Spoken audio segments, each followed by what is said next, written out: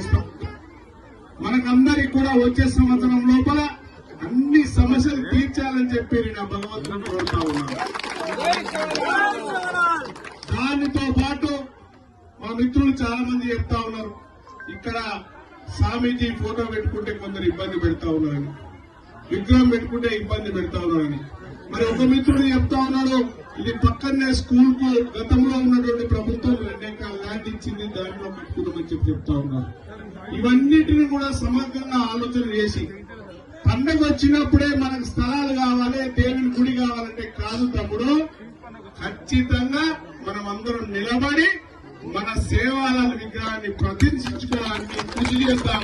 మీ అందరి ఆలోచన మేరకు గౌరవ ముఖ్యమంత్రి రేవంత్ రెడ్డి గారి దగ్గర తీసుకెళ్లి ఖచ్చితంగా కూడా ఆ విగ్రహాన్ని ప్రతిష్ఠించేటట్టు చేస్తామని చెప్పి ఈ వేదిక ద్వారా మీ అందరికీ ప్రమాణం చేస్తా ఉన్నాను.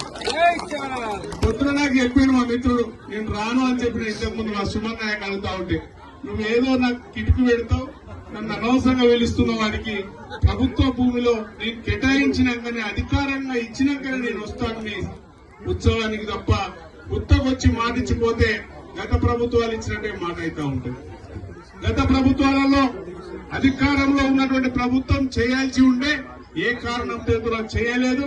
మరి పక్కనే ఉన్నటువంటి 54 సర్వే నంబర్ అనేది ఏదైతే ఉందో చాలా పెద్దదని చెప్పి మా కిషోర్ గౌడ్ చెప్తా ఉన్నాను. నాకు ఖచ్చితంగా ప్రభుత్వంలో 58 సర్వే